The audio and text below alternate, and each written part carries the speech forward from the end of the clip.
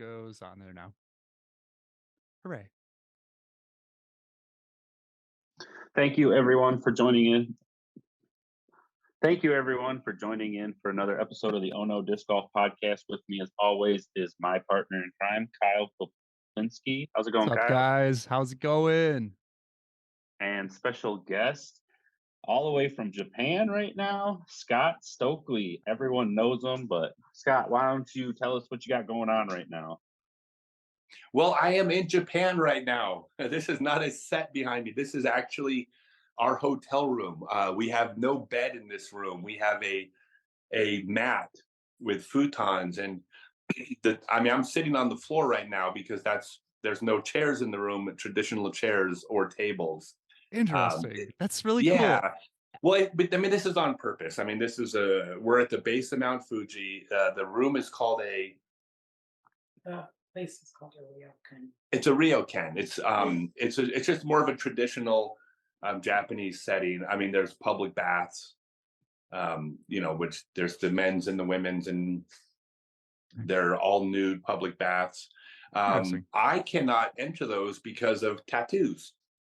Really? Oh, Yeah, this is not just here. This is everywhere across Japan. There's a couple places are starting to change this, but the two things that are not allowed is co-ed bathing and tattoos.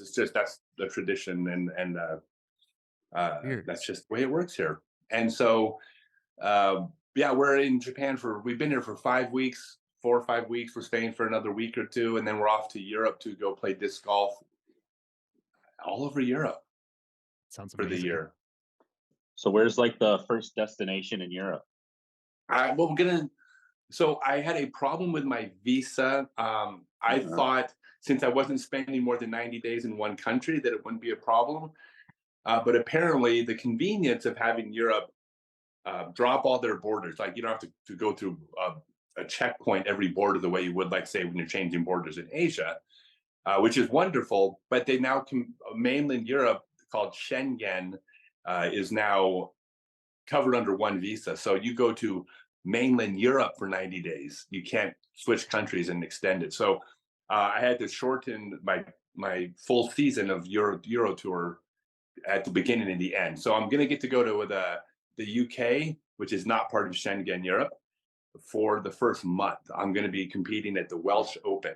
I'm going to Wales, which I wasn't even considering like 3 days ago. Like literally 3 days ago, our plan was to be in Copenhagen, and now we're going to be in Wales. Huh. Uh-huh. That's quite a Then change. 2 tournaments in England, and then we're going up to Glasgow, Scotland. Oh, right. And we're going to do all the normal traditional. I mean, we're going to go see Big Ben in London, and we're going to see Stonehenge, and we're going to get mugged by hooligans in Glasgow.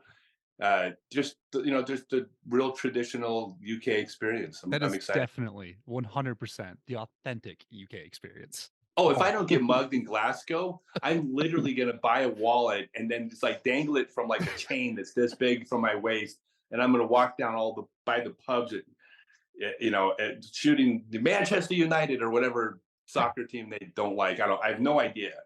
Go England. Well, but figure it out, and just the one that they Yeah. don't like. Here's what I'm Yeah. gonna do. I'm gonna walk through Glasgow, and I'm gonna quote a line from Train Spotting, which took There you place in go. Scotland, where Oh. one of the characters says, "We're lower than wankers. We were settled by wankers." I'll do that until I get mugged. By the way, if you're from Scotland, I didn't just call you wankers. I did this first, so Allegedly. it's okay. Allegedly. Allegedly. No, I can't wait. We've been 6 months or something around Southeast Asia and Japan, Oh, wow. going to some developing countries. And my plan next year is to spend time in developing countries. India, I want to go to Madagascar over the winter. So England and Scotland really weren't on our radar because that is very much a Western English speaking country. Right. But Right. You'll feel that's right at kind home. of the way it's the way it wound up. So I am excited to go, but that wasn't planned. But now I'm really looking forward to it. I visited just once the UK, and it's fantastic to see all the crazy things. Also, things are just so much older. That always kind of like blew my mind initially. Oh yeah. Oh yeah. We went to a museum here in Japan. The monk that created Shen Buddhism. Shen. Did I say Shen? Oh, I was thinking Shengen. Shen Buddhism. All of his original writings are on scrolls in display at this beautiful museum in Kyoto, the old capital. And what was real interesting, like I never connected the dots, even though this is maybe so obvious if you know this, but we saw these paintings that were, long paintings that had a bunch of small things. Him talking to a group of people, him climbing a mountain, him sleeping under a tree, him having a dream. This big long scroll with all these pictures on it, and then it dawned on me that is his biography. I mean, of course, we all know that's the story of his life, but before you had the written language, like that's how you would tell the story. It's word of mouth, right? But word of mouth doesn't really work. You need something to like at least create an outline of the order of events. And I'm like, it hit me. I'm like, wow, that's exactly so cool. How word of mouth stories were able to be, for the most part, spread somewhat correctly and not just lost to translation. Yeah, no, it's fascinating. Well, the point of that is that this is from 1100 AD, and it's old. So old. Shit. Like older than anything in the United States. Yes, for sure. Well, at least, I mean, yeah, I mean, to the west, right? Right. Yeah. There's definitely some really old stuff out in like the Western U.S. It would be older, but I get your point. Like just buildings and things like that for sure. And by the way, even that's not old. But now that's only 1,000 years. I mean, right. I would like to. My plan is that I said I was going to go to India and Madagascar. I also want to go to Egypt next winter for I mean, at least a few weeks or a month. And now we're going back. Like they don't think England's old. Right. Yeah, exactly. It's like the pyramids were built closer to like 4,000 years ago than I mean, it's insane. Cleopatra was alive closer to us than she was to the building of the pyramids. Yeah, I believe like that. It's just like mind. Is yeah. Guess who's been watching YouTube? As a kid who grew up watching The Mummy with Brendan Fraser, Egypt is like one of the places that I'm not a big like plane flyer. I'm not good on flights, but Egypt is one of the places that I just have always wanted to get to. Well, as a kid who grew up watching Raiders of the Lost Ark, The Mummy with Brendan Fraser sucked. That's true. No, I mean I grew up watching that too, but I love The Mummy. I love Brendan Fraser too. So here's what's funny about Egypt was that, when you listen to the media in America, from all accounts, the minute I get off the plane in Egypt, I'm going to be killed, right? Because I'm American. And that was generally the consensus from what I've since done my research, and nothing could be further from the truth. It's an incredibly safe country. Any country with high levels of poverty will have, there's always going to be, things like small property crime and things scams that we'd be worried about. But that's basically any place where there's a lot of people with any level of poverty behind that. But as far as physical danger, it's very, very close to non-existent. And everything I looked into, they said, yeah, you're going to come to Egypt. The people are lovely. Everyone will be nice to you. So yeah, I can't wait. And how are you? It was actually off my radar. I was thinking I might never get to go, and then I did my research, and I'm like, oh, got you. How are you choosing all of these different places to go? Are you just so with the way I live, my girlfriend and I both, is that we just live for the next new adventure, the next new thing. This is not an exaggeration. I would rather do something tomorrow that turned out not to be fun but that I'd never done before, than do something tomorrow that I knew would be awesome that I've done before. Like, I just want new experiences. Like, I don't care if the meal doesn't taste good because I'm trying something new. If it's new, that is more important to me. I mean, it's just what I enjoy more. It's not, this is not some like hoity-toity, like my way's better. No, that's just for you. That's what you love. For me, that's what I like. So we have, I don't own anything. nor does she. Like every single thing either one of us owned that we couldn't fit into a backpack, we gave away or threw away. That's it. We like Amazing. there's nothing in this room. We don't own anything outside this room. No storage unit. We don't have boxes of stuff at our parents' house. Nothing. Everything we own, we can put on our bags. Now, when I tour, I have tour clothing, merchandise, golf discs. That's business stuff. So yeah, I mean, I got to run my traveling business. Right. But we do this so we are completely free to get on the next train or the next plane and just go somewhere. Like that's everything to me. So yeah, so that's the way we choose things, is basically what is going to be unique. I And absolutely love that. Egypt and India and Madagascar seem pretty unique. Pretty unique. Definitely. Yep. Yeah, Awesome. I I some got stories out of contacted by those. there's a disc golf club in Saudi Arabia that contacted me, and I'm Oh, actually talking to them. I might go out there in November, and the whole reason I want to go to Saudi Arabia wasn't on my radar until they contacted me. But it's like I can't How many think. people? They have a club, but Right, I'm like, but like, can't- that's How many- like next to Antarctica. That's probably the most unique place I could think of it. Yeah, that's what I You go to- How Absolutely. many people think like I'm gonna go disc golf in Saudi Arabia? Like, No, other nobody. than people No one. from there, that no one's thinking about it. No, but I also like going places where I'm invited. So when people reach out to me, Right, I'm like, yeah, that makes me excited to go, because they're gonna Yeah. take care of us and make sure we don't go to the wrong place. Mhm. That's awesome. how does it feel to Well- be like a foot taller than the average height? Normal. Normal. I don't know. Why don't you just ask a fish how it feels to be in the water? Yeah, that's true.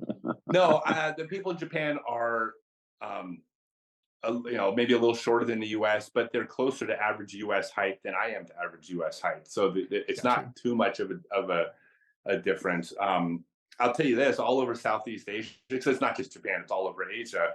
I was the tallest person by a lot, and every country has a different culture as far as like what's considered acceptable. One country might find something rude, and another country finds it perfectly normal.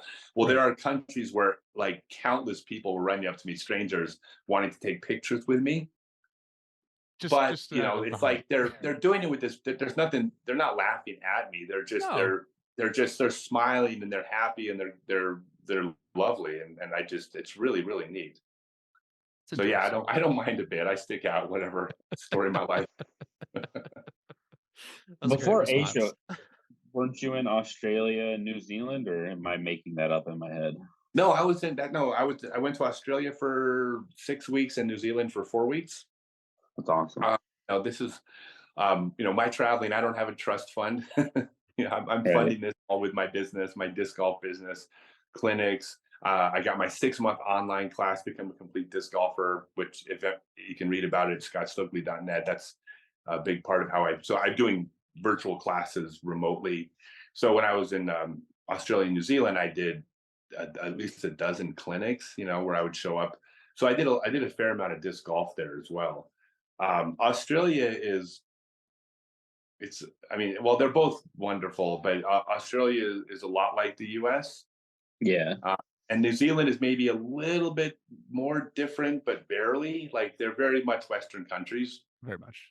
There's differences, for sure. There's differences, but not as dramatic as when you go to the East. And I'm sure South America and the Middle East and Africa are going to be as different too. Yeah. But it's fun. I'll tell you what. One of the things I found out about Australia and New Zealand is that the big joke is that everything in Australia will murder you. Yeah. Right? They got like 7 of the 10 most venomous snakes and 8 of the 10 most venomous spiders, and they got great white sharks, box jellyfish, saltwater crocodiles, drop bears. Like they got everything. Like everything in Australia. That's the big joke, and it's true. Right. Those things. They're depending on where you are in the country, there's things there that want to murder you. So we go over to New Zealand, and the joke in New Zealand is nothing in New Zealand wants to murder you. They've got 0 snakes. They got no Mhm. snakes. Right. They've got one spider that's venomous, but it gives you a rash. It won't even kill like a child. And they have no predators, no crocodiles, no drop bears, no no tigers, nothing, right? So the joke is nothing in Australia wants to kill you. So then we're visiting Lake Topor, and we are on the lake, and it turns out this is actually the caldera of the second largest supervolcano in the world, next to Yellowstone. So it doesn't erupt very often. If it erupts, and I should say when it's a volcano, it's not extinct. When it erupts, it will kill every single person in New Zealand. So if you look at the next million years, far more people are going to be murdered in New Zealand than Australia in terms of just sheer numbers. Yeah. Give it time. So actually, New Zealand is mathematically more dangerous than Australia. Australia just murders you a few people at a time. Yeah. New Zealand you just gotta once wait. every 800,000 years, they just kill everybody. Hyper You efficiency. just gotta wait. You just have to wait. It's like Yellowstone. Like Yellowstone's, like it's going to blow, and it's going to be bad. Absolutely. But hopefully not. For the next, I got 30 years left, so hopefully for not the next 31 years. Yeah. Give it 35. I mean, 35. you might. Who knows where you'll be at? In 35 years, you could have found someplace away from Yellowstone where you don't have to worry about it. Actually, I'll tell you exactly where I'm going to be in 35 years. My head is going to be frozen in a jar in the Mojave Desert, just waiting to be brought back to life. They're going to reconstruct my body from my existing cells. They're going to reconnect my head onto a cyborg body, and I'll be back in about 500 years. Yeah, and you'll be a perfect disc golfer then, right? I mean, God, the way the sport's evolving, the speed at which it's evolving now, like I'll probably be like MA3 500 years from now. No, not if you have the robot body with your mind. Oh no, yeah. I see. But see, everyone else is going to have a robot body too. No. So that's where I'll be. So thank you, cryogenics. It's basically my religion. I'm not religious, so this is my way of holding out hope. This is the one thing that can prevent death from not being death, is that my head will be frozen in a jar. So I've actually even thought about paying for it. The company's called Alcor. I've thought about paying for this. Because what you do is you get a life insurance policy naming them as the beneficiary. So you can actually sign up to have your head frozen after you die for like $40 a month. And I'm like, $40 a month to be able to have this glimmer of hope that it's not really over when it's over. I'm like, that's probably worth $40 a month.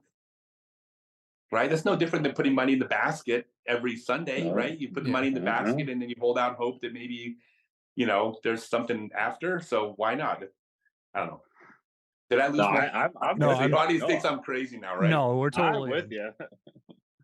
The thing for me though is when it's over, I want it to be. That's exactly what I was gonna say, Eric. We're on the same page. What are you saying? It's like, don't drag me back from the dead. Once I'm dead, just let me. Just no. Let the raccoons eat me. You guys don't understand though. Throw me in the trash. Every single year, the world is better than it was the year before.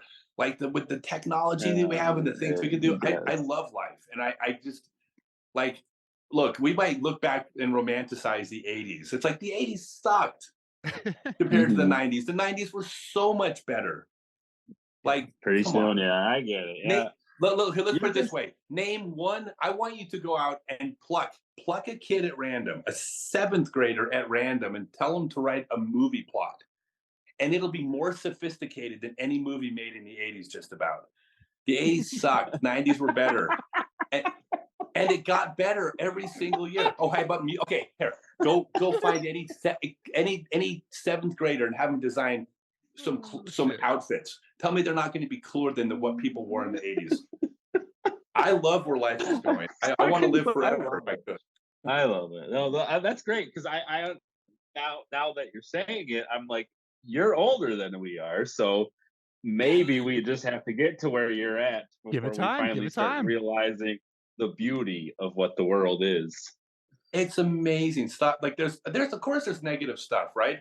It's like, oh my Yeah, God, it's always going to world's be so negative stuff. the world's like so awful right now. Like, oh, there's so many horrible things happening. Do you realize that our parents were alive at a time when 100,000 people a year were being murdered in a war? Yeah. And it's like, and we're like, oh, life's so bad right now. People are mean to me in social media. And you know, it's like 2 generations ago, 70% of the world lived in abject poverty. A third of their kids were dying like before age 5.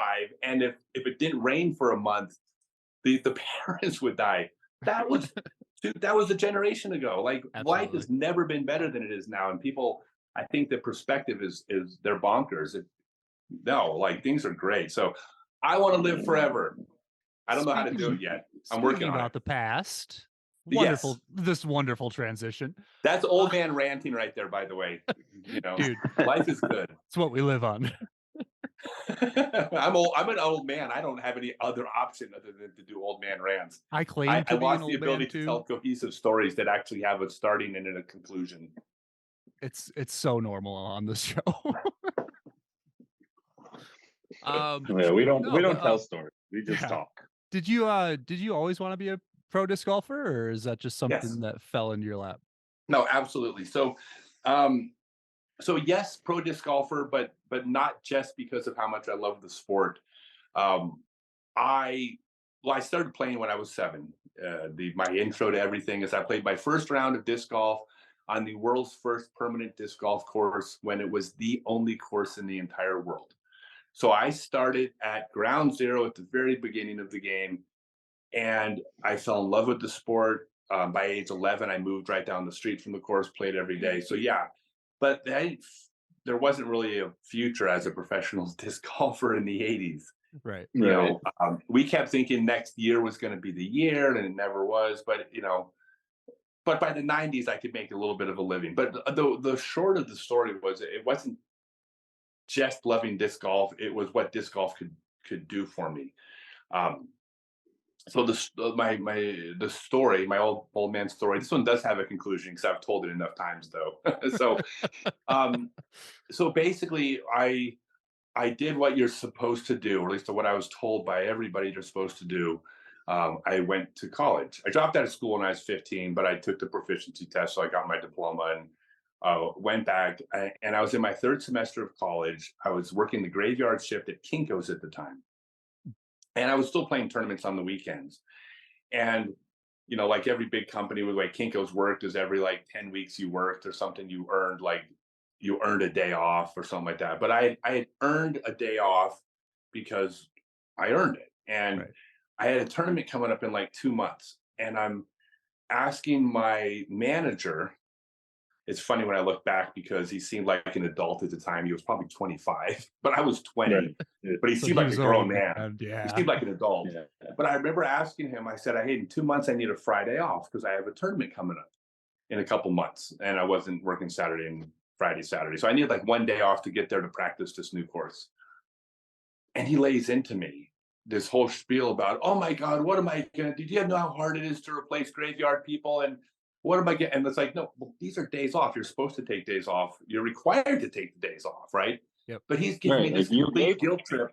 And all of a sudden I'm debating with this guy or arguing with him about, but I really need to stay off, trying to explain how this is, you know, important to me, you know, and he's telling me how it's going to inconvenience him. And it's like, all I'm thinking at the time is, I don't care about Kinko's. I care about my disc golf tournament. I could give, like, I don't care about this stupid job. Right. And Mhm. finally he like, oh, well, we'll figure something out. And he lets me have the day off. And shortly after that, I remember thinking to myself, you know, if I finish college, I'm going to be having this exact same type of conversation in 10 years. I'll be being paid more money, but ultimately someone else is going to have control over my life probably. And they're gonna try and And screw you over at every moment. yeah, and it's like, and I'm like, now, yeah, I know in the professional world, it's not quite the same thing as like, you know, a minimum wage job, but it's like in my mind, it was like, if someone else is going to say to me, it's Wednesday, you have to be at a certain location, then I'm not free. I Right. don't have control over my life. Someone else does. And Right. I decided at that point that I had to live a life where I was free. I had to. I could not be happy, not being free. I will say, like I said before, like this is not me. I think this is makes me superior to other people, or that I have this like high and mighty way of living, because there's nothing wrong with giving up some of that freedom for security, especially if you're raising a family.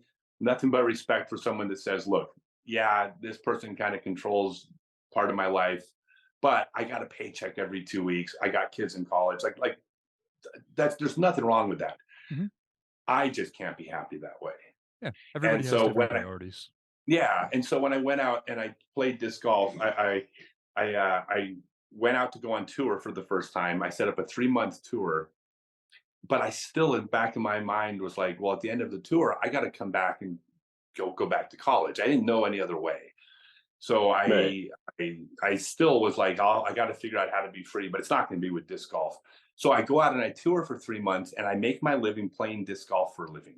I'm merchandising. I'm supplementing my income with other ways, but I made it on the road and supported a partner too, in our own vehicle, which was unheard of basically back then. So at the end of 3 months, I remember thinking, I'm screwed. I can't go back to college. Like, how could I even think about going back to college? Like, I got to figure out a way to make this disc golf thing work. I don't know how I'm going to do it, but I have to be free, and disc golf is how I'm going to do it. So yes, I love the sport of disc golf, but it's also a means to an end that allows me to live a life I want, and that is equally important to me. Yeah, that's good. So there's my I, a little bit of random story, but I mean, I think that's something that everybody should, really evaluate your life and figure out how to, it's not easy, but figure out your path, but don't let anybody tell you your path. Like, 100%. Yeah, you can't. No one else is going to tell you that how you can be happy. It's for yeah, you. Yeah, I I love just that. want to say really quick, for anyone who's read Scott's book but hasn't listened to it, if you can find it on Audible, listening to him tell all the stories in his voice make it that much better, because that was like it felt like listening to the book again, but now being able to like see you say it, because I remember you talking about all those points, and obviously it wasn't word for word, but like you said before, you've told the story enough times that it was really cool for me personally. yeah. Well, this is actually, I'll make a little bigger picture here, and I do this on purpose. I do it on every podcast and every live stream I do, because uh, I never tried to actually tell anyone how to live or be happy or be successful when I wasn't those things. I mean, I wasn't unhappy or unsuccessful, but it's only now over the last number of years where I've never been happier. I've never been physically healthier. My business has never been better. And now I feel like I have an obligation to pass this along. This is what the way the human race should be. So the thing I figured out about happiness is that you have to figure out the things you want in life. Now that seems easy, right? Well, what do you want in life? Like that's everyone thinks about the things that they want. But I think that what happens is that all of us, or at least most of us, have those views clouded by what we're told that we want, or what we're told we need to do. You have society, you have television, you have books, you have your church, you have your school, you have your friends. Like Parents. you have Oh, all yeah. these different things coming in, telling you different things, or maybe they're all telling you the same thing. Mhm. And that doesn't mean that's how you're going to be happy, like what you want out of life. And so I think what you have to do is you have to wipe the slate clean and approach it completely as best as possible objectively. What do I want? Like I I owned a 3,500 square foot house when I was away from disc golf, like in a nice neighborhood, and I was not happy there. Wasn't happy there at all. But I thought that's what you're supposed to have. Well, if I'd really thought about it, and I went, hey, you know what? Would I be as happy in a house as I was on tour? The answer would have been no. But you're supposed to own a house in the suburbs. You're supposed to do these things. So I think you wipe the slate clean, figure out what you want, independent of preconceived ideas, and then figure out a path to get there. And I don't think you can be truly happy until you find that path, but it has to be your own.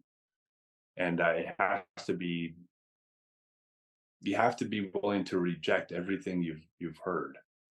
Not easy to do. It took me a long time to figure that out. This is why when I said I gave away everything, it literally was a decision. Do I need stuff? Do I Right. own a single thing that makes me happy? Like maybe my phone. I do a lot of work on my phone and I watch a lot of YouTube videos. Okay, so my phone makes me happy.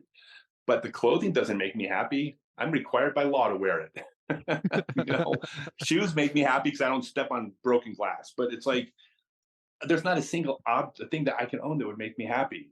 Yes. But you may also conclude that, what would make me happy is having a big boat in my driveway. And you know what else would make me happy? If it's bigger than my neighbor's, so I can show off my boat. There's not a damn thing wrong with that either. Like people would say that's superficial, makes you whatever. Shut happy. up. Yeah. No, if that's what makes you happy, having the biggest boat on your block, then go after the biggest boat.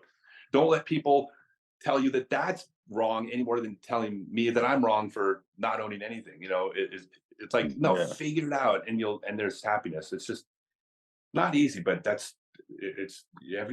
everyone can do it, Fantastic advice from Scott Stokely. Thanks, man. Old man advice.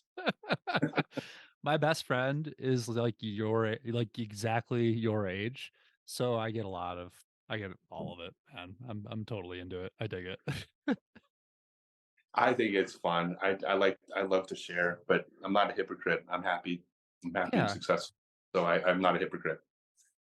Well, and you're not telling anybody to do anything or to, it's find your own happiness. That's as basic as it gets. I love that. Well, by the way, a lot of these things could have a very long range plan involved, such as, Right. you know what? I hate my stupid job. I really want to be a painter. Well, guess what? You also made 3 damn kids. You might need to postpone that for the next 10 years. Okay? But that's okay. That's a great way to Because it put it. doesn't, you can still pursue. made 3 damn kids. You have 3 damn kids who basically have 3 damn kids. You're not going to get to quit your CPA job to start painting, landscapes from your back porch. Like you can't do that today. You have a responsibility because of the choices that you made, but it doesn't mean you can't work towards that goal. You can start pursuing it as a hobby. You can start learning how to market your own brand. You can start a YouTube channel where you start showing people the progress of your paintings, but you don't have to monetize it for 10 years. You could start down that path. And the thing is that I believe is that even seeing the light at the end of the tunnel will make it easier to go to your CPA job if you don't like that job and you want to be a painter. Yeah. Just knowing that, hey, I've started the process to get out of here. Even if it's years away, you're going to enjoy life more because it's the stuff you don't want to do is temporary. But if all you see is this in your future, it's like having a life sentence in prison versus having a parole date. I mean, it's like there's got to be a different level of hope that you feel from one to the other. So it could take a while and it could be really hard. But it doesn't mean you can't do it at some point. Everybody can at some point. All right, I'm off my soapbox. I'm sorry. That was great. There. Continue. Do you? Okay. Eric, do you have any questions? That was a good thing about the book. Do you have anything else on that? Nothing about the book. All I was going to bring up is, we know your new podcast just started coming out about a week ago, right? Mm-hmm. How's it been going? Yeah, these guys are so good. I've partnered with 2 people that are just crushing it. I just listened to it. Luke and Derek. They seem really fucking cool. They're really cool, and they're my co-hosts. So it's not my show with them. We're 3 equal partners. We're doing this all together. We all have different roles. I have a name that we can put out there in the show, but that's only because it's in the best interest of the show, not because I'm more important. It's just we're equal, and I'm excited because we have a team. Now they're going to be able to do all the things necessary. Like they're going to be able to pull up clips to watch from the various things. It's going to be just a different level of professionalism that I've never been able to do before. And so we're going to talk about disc golf not just the Pro Tour, which there are a bunch of shows that now talk about the Pro Tour, Mhm. but also the European Tour, because I'll be or wherever I'm competing in the world. That'll be a whole different part of the show. And then I'll also get to talk about some topics that one of the things that I've done in growing my brand is I've been the least controversial person I could possibly be, because I don't want to polarize my audience, right? So Right. I don't talk about certain topics. Well, I've grown an audience now that and people that follow me, that, and I think I've built credibility. People know, they know me by now. Mhm. That now I can actually start voicing some opinions on topics that I might have actually just played center of the road before. So we'll get to editorialize. Is that the right word? Yeah. Editorialize the disc golf topics, and I'll give my 2 cents on It's everything. exciting. It is fun. I am Yeah. excited. It's a different Ex- you have a wonderful perspective on things. So people want to hear like what you have to say. But they have a great it sounds like they have great rapport. Oh, they're great. And it just works. It felt easy. Thank you. I Yeah. appreciate that. Yeah. I was looking for this for a very long time, and then when these guys, they had me on the show, and I said, "Can I call you when we like?" They just had me on their show, Mhm. C1 in the morning, uh, and as soon as we were done, like I already knew, and I'm Yeah. like, I didn't discuss it. I made an offer to him like immediately. I said, "Here's what I want to do. Do you want to do this with me?" Like I I love knew that. immediately that these guys, you know, were the right fit. Yeah, I'm excited. It's so sick. Outside the Circle with Scott Stokely is the name of the show on my YouTube channel. It'll also be on Spotify and everywhere else too. That was my next question: was where can people find it? Yeah, YouTube is probably the best place, because we're going to start doing. It's a recorded show, but we're going to actually let people join the watch parties and join in on the live show if they sign up for that. That'll be like a premium service. So the show is free, of course. Right. But if you want to Mhm. watch the live show and be able to like interact and stuff, then you'll be able to pay for that. That's awesome. Good for you, Yeah. man. That's Thank like you. it's such a I love the idea of just like monetizing things. It seems like you have like a million pokers in the fire at any given time. Uh do you want to Mhm. just like rattle off a couple of things that you've been up to? Oh God, you want me to rattle off? Okay, here. I will tell you about my last 3 years real quick. Adriana, pull up the map of the U.S. The Oh, one. I saw that. You pulled that up on the show. Definitely Yeah, show our I'll show people it to you too. guys as well. It's so So cool. so here, I'll summarize my last 3.5 years. So when I or less than 3.5 years. So when I'll grab that in a second. Okay, so when I when I took off, my daughter was off to college, and I basically got rid of everything I owned except for what I could fit in the trunk of a car, a little car. In fact, the person who I was with at the time, I had this little, like, I think it's like a Stella or Toyota Corolla, something like that. I took off in. I put all of my stuff, including my golf bag and everything, in the trunk, and the back seat was empty. And I said, "You can just get rid of everything else. I don't need anything else." And she was like, "Well, there's all this room in the back seat." And I'm like, "But I don't need anything else.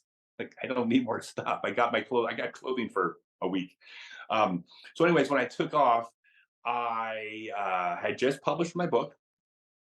I uh, did 1,200 private lessons, either in person or remotely, over the next couple of years. I did a whole bunch of seminars around the US. I did a whole bunch of clinics all over the US. And in fact, this is according to Google. Under Google Places, they'll tell you where you've been. This is 2020 and 2021, according to Google. This is where I've been in the US. Absolutely Shit. insane. Yes, I basically like went everywhere in the U.S. Over several years. I started my store. I've got my Tour Series discs out. I got my Stokely Universe discs. I have barbecue sauce. I have a golf cart. I have a clothing line. I have like hundreds and hundreds, 600 videos that I've put up. I have my 6 month online Become a Complete Disc Golfer class. I've been busy. That's all in the last 3 years. Right. Like, I mean, I've been growing my business. But the joke I have is you want to know the last Netflix show I watched? It's like, or that I binge watched. Well, like I'd have to think back because it's been more than 3 years. Right. Every waking moment has been focused on my business. I have a phone game coming out hopefully in the next month. Ooh, There's a Oh. documentary coming out about me in the next month. And I have a huge project launching in 4 months, which I can't talk about, but it'll be the biggest thing I've ever done in disc golf. We've been working on this for over a year, and we're going to be announcing that. So yeah, I worked really hard. you do. I Yeah, can it tell. sounds like it. Well, okay, Well, so that's the downside. That's the downside to like, hey, figure out your path in life and just do it. The flip side to that is it's like it's not going to get handed to you. Like you better plan on working Gotta your work your butt ass off. off for it. You got to work your Yeah. ass off. You're competing against a bunch of other people that want The that. same You thing. know, there's a market out there. Like, and I'm trying to take a share of that market, and whether it be disc sales or disc golf teaching, and a lot of people will outwork you if you let them. So nobody outworks me. I can that I can say. No one's outworking me. By the way, I have all of these. Every single business I just mentioned is a partnership. So I have like 8 different partners for everything. You know, the barbecue sauce partner, and I've got the golf cart partner, and the clothing line partner, and etc. I've got 3 people out there teaching disc golf seminars for me, traveling around the U.S. I've got 4 coaches. I got a video person, so I'm actually employing like 8 part-time people around my business as well. Awesome. So yeah, it's funny because for the purpose of like my brand, which is basically I don't want to look like a professional company. I don't think it looks good. Like I have like 8 people that work for me, basically, so I can give the impression that I'm just traveling around the world. Hey, with my cell phone. Hey, let me give you a disc golf tip. Right. The reality is I've built a really amazing machine with You put in the Yeah. work so people. that you can do that. That's amazing. Like, Yeah. Well, that's why I do partnerships. There's not one single part of a business where I am the best at every aspect of that business. I don't know how to create barbecue sauce. I don't know how to build a golf cart. I don't want to run a warehouse and build the infrastructure for the distribution necessary to do that. right. Like I can't mold discs yet. I don't know how to develop a phone app. So like all these things are partnerships where I do what I'm best at, and my partners do what they're best at. I'll tell you one other thing too that I'm very proud of is that's about 15 business relationships. Um, I got 0 contracts. I got every Handshakes. single relationship I have is on a handshake. Love that. And not that Right. I'm opposed to the the next business being No, something that but- requires contracts, but we have a phone game being developed that is it's well north of 6 figures to develop this game, Right. and it's on a handshake, and that's something that I'm very proud of, that I have these relationships that I've built. It's amazing it's neat. people that you have to have in your life then, Yeah, no one's the best at everything, and unfortunately, I used to try to control everything in my business, all my different aspects of my business, which is really it's hard to let go of control when it's your business and it's your income. I mean, it's God, it's a skill unto itself to be able to delegate responsibilities to other people and recognize that they're better than you and go with their decisions. Like here's the one thing I'll do. I never, if a decision comes up that follows in their area of expertise, we'll talk about it. I will always concede my business to the expert in the area that I'm partnered with them on. That is really hard to do. Like 10 years ago, I'm not sure I was very good at that. But as soon as I started doing that, I started making a lot more money. Hey, so that's It worked. But it's wonderful hard, advice. and it's hard. When it's your business and it's your income, like, man, Right. It's hard to do. It's a lot of trust. Yeah, it is. But I got good people, nothing but good people in my life. So I'm pretty That's happy. it. Love that. I remember you chatting about Ella Hansen on the show just a little bit. I was Yeah. actually I went to her first disc golf clinic that she did. Yeah. And it was awesome. She did a really great job. That's good to She's been hear. teaching for quite a while, but it was really awesome. So I just kind of wanted to if you had some advice for like Ella, somebody who's just kind of getting into teaching. I know you have the world of teaching Yeah. experience. So here's the thing about teaching disc golf. It's the same as teaching everything. That is an independent skill from playing disc golf. Now, there's some overlap because the more you play disc golf, you gain experience and knowledge about the game, the mechanics, the physics, the mental game. I mean, you learn things, but the ability to teach is a completely separate thing, because like every single person on the pro tour can tell you what a top player does when they throw. Right. Every single person on YouTube with the Coach's Eye phone app, which means you can draw the lines, you can freeze and draw lines over a picture, can show you the mechanics of the throw.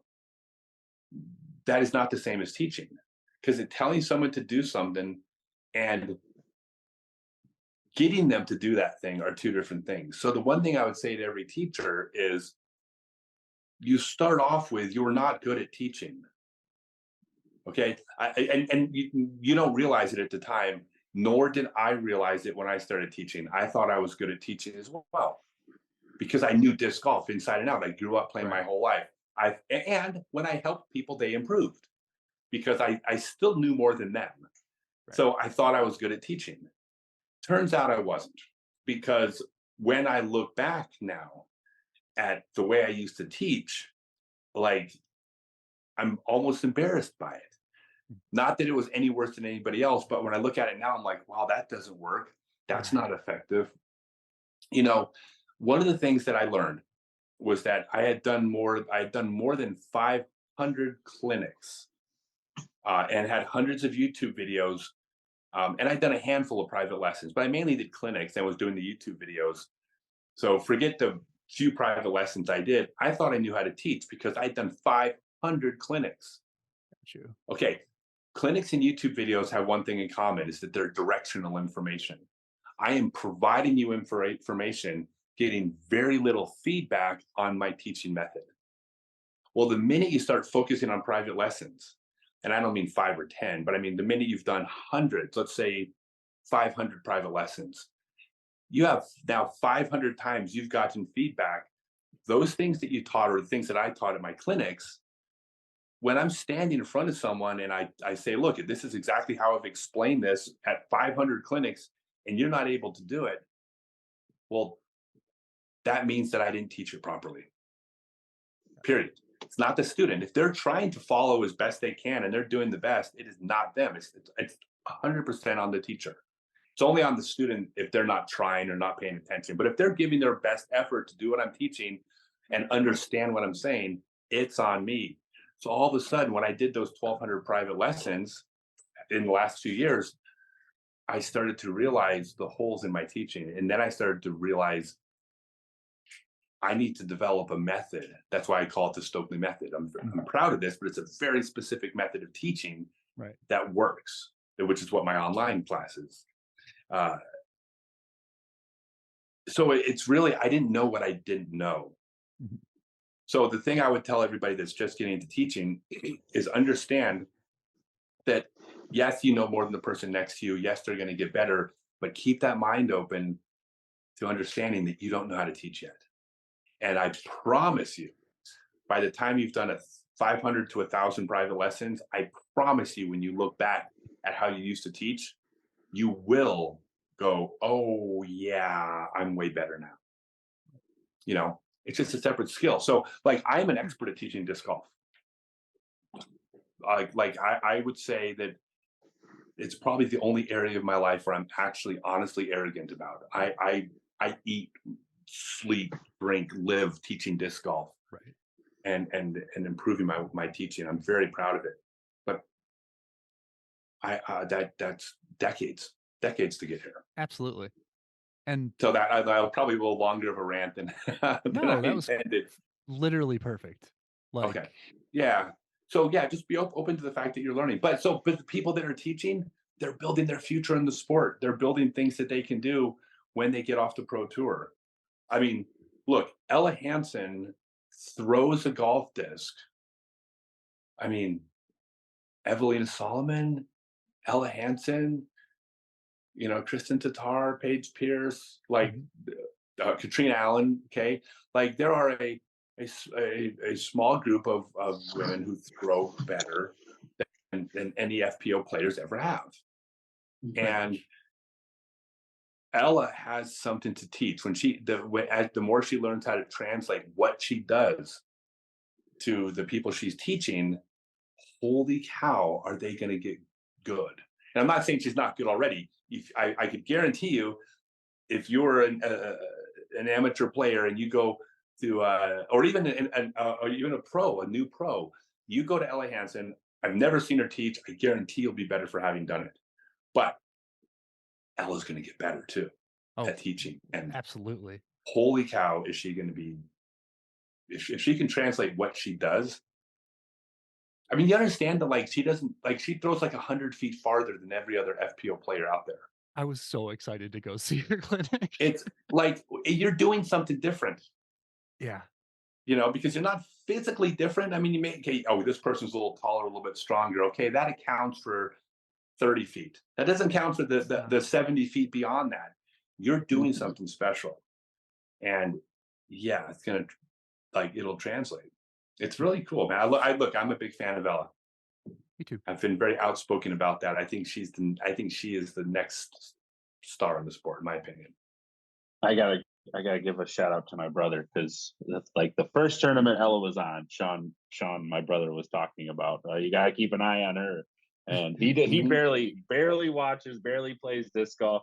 Plays with me, and that's about it. And so it's always something I go back to. Yeah, I was even when I watched Waco. I mean, I felt bad for her. I mean, it's sports. We've all been there.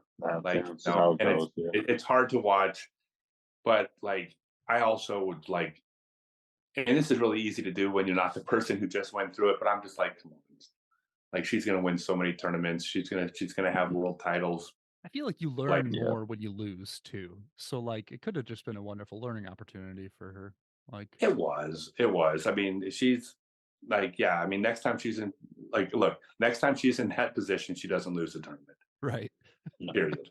So no, not a big deal for Ella. It's a tough pill to swallow, but then when she looks back at all of her wins, and she'll have a few of those too, like all of us. It's okay. Don't want to take too much of your time, but we have a few more questions if you're down. No, I love this. This is my business. This is what I do. Hey, here's my lesson for players out there who are trying to promote themselves. Never turn down a podcast. Never not sit in the autograph line and sign discs. Never miss an opportunity to promote yourself, because these are all opportunities. People that watch this show sign up for my class and buy my discs. If they don't, they've gotten to know me, and the next time they hear about it, they sign up. I mean, if you're listening, if you're a player that wants to be a successful player, don't turn down anything where you're getting a chance to promote yourself. That's a bad move. So I will chat with you guys as long as you want, always. I love it. That's extremely kind of you. I'm not being kind. This is in my best interest. That's what I'm saying. This isn't altruism. Well, here, I'll give you a business idea then while you're here. So okay. So in some form of a book, do a disc golf traveler's guide. Since you're traveling all over these places, if you just keep track of all the courses that you've played or that are near you, you can put it all into a well organized book, or even just a post so everyone knows, if I travel to Scotland or to Japan, what leagues are in the area or what clubs are in the area, that I'm definitely promoting that. I think that there's a lot of people that are better. A lot of people play more courses than me. I'll be honest. I mean, at this point, when I'm I only played a couple courses in all of New Zealand. I played the courses I did my clinics on, but when I wasn't doing clinics, I wasn't disc golfing. That's not why I was in New Zealand. Enjoying. Yeah. I mean, 30 years ago, I'm hitting every course I can. I don't do that now. There's too much other things to see. I think what I'm trying to promote is just the spirit of travel. What I want to do, it's not about how good the course in Cambodia is. It's let me inspire you to go to Southeast Asia and do the Thailand, Cambodia circuit for 3 weeks. So it's like it's life changing. Yeah. Hey, by the way, Yeah. you want to hear a story about Cambodia? My favorite story so far in Absolutely. Southeast Asia. Yeah. Okay, I love this. Okay, so well, actually, there's two parts to the story. One of them is funny, but we'll start to the really cool part first, but they tie together. So I was at Jared's place. It's the first disc golf course in Cambodia. It's in Siem Reap. It's right next to Angkor, the largest religious structure humans have ever built, which is a lot of people go there. Well, go stay at Eric's place, and there's a disc golf course on the property. Jacob. What? Jacob. What did I say? Eric. Did I say Eric? Oh, I'm thinking Eric Grover okay. and Johor. You're fine. Jacob, thank you. That's Good catch. Thank you. Yeah, Yeah, good I need catch. somebody Sorry, like that sorry, behind me. Jacob. I was thinking about you, Eric. So, but it's in Siem Reap, first course in Cambodia. But he has a couple bungalows you can stay in, and there's a disc golf course, and there's some other places to camp out there. So, we're at the course, and he's walking around showing me the course, and I mean, it's actually like a legitimately good course. This isn't just playing in Cambodia. It's probably the best disc golf single experience I've had in Southeast Asia because it's beautiful, but there's rice paddies, there's water buffaloes and other animals on the course wandering around. And after the round, I said, "Well, how big is your property?" And he says, "About 6/10 of an acre." And I was like, "Well, no, wait, I think you're mistaken, right? Because you have a beautiful 18-hole course." I said, "Well, whose land is the course on?" And he says, "Oh, a bunch of people's. We just play around. We play on other people's land." And I'm like, "They let you do that?" And he said, "Yeah, in Cambodia, they want the land to be used. Right. So if they're not using the land, of course they want you to make use of it." Right now, that doesn't mean you can play over the rice paddies. He actually has roped off areas around people's rice paddies because that's like how they make they're growing their food to eat. Yeah, it's their livelihood. So you're being respectful of those areas. But he's playing. I don't know on how many different people's properties the course goes through, and everybody's okay with it. It's really like being from.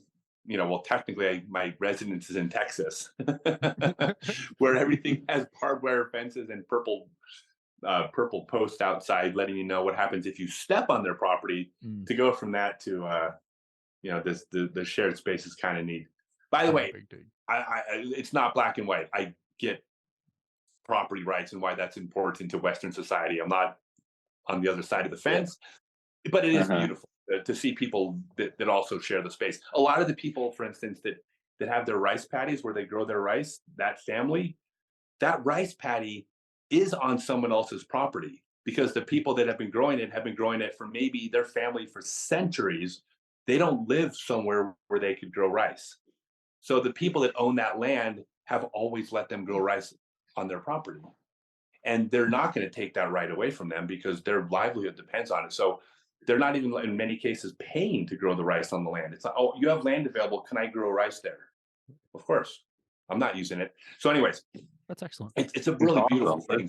But one of the things, one of the results of this is there are kids everywhere because it's their land. And this is what kids do, especially in Cambodia. It's like in the U.S. Run around and be kids. They run around. There's kids everywhere. All right, so we're playing the final round of the tournament, the Siem Reap Open in Cambodia, and it's me and Tommy.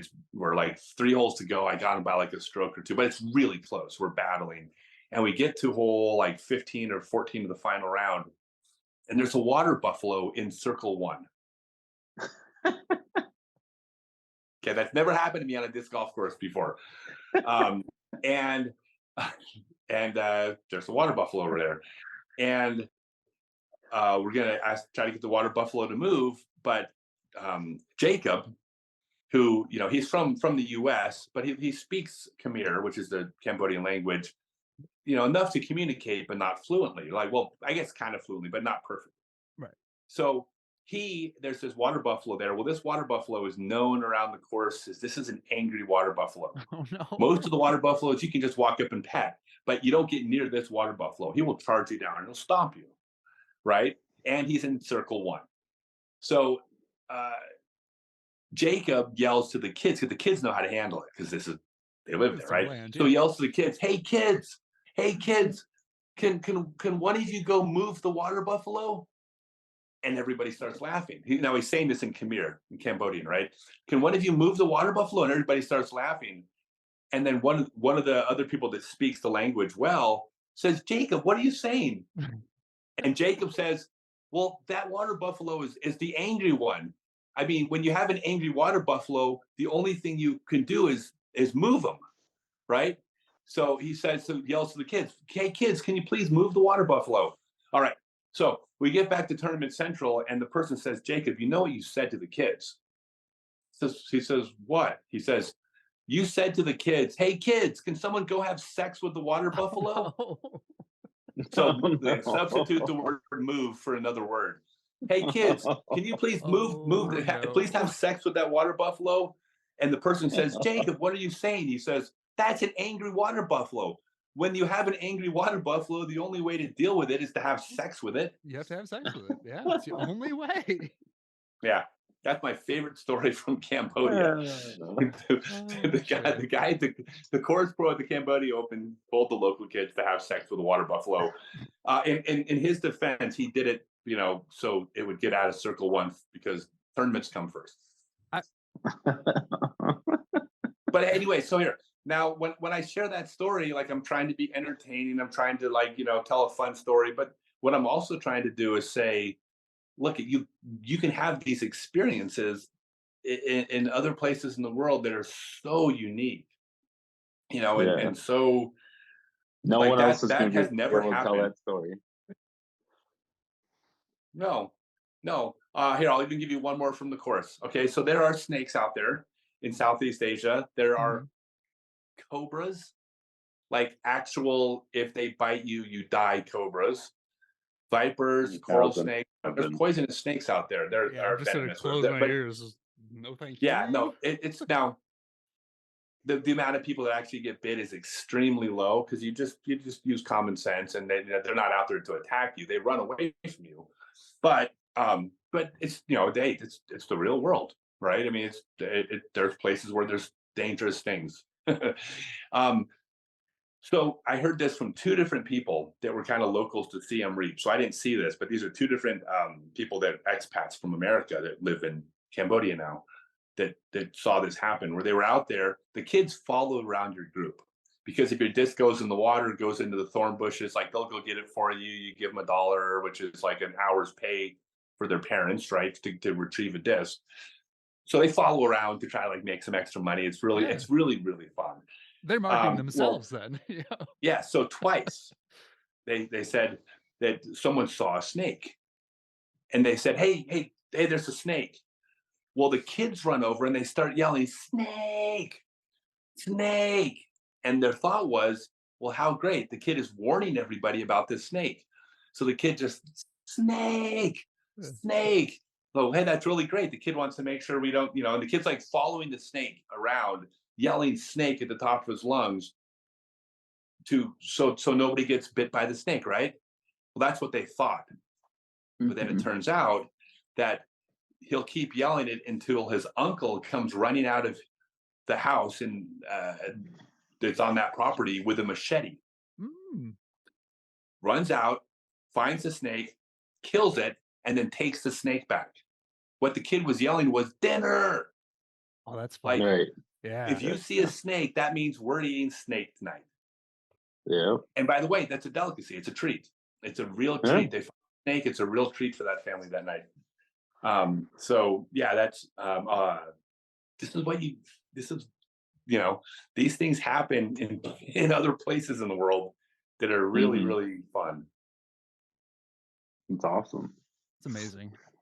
So did you get to try any snake? No, I would have.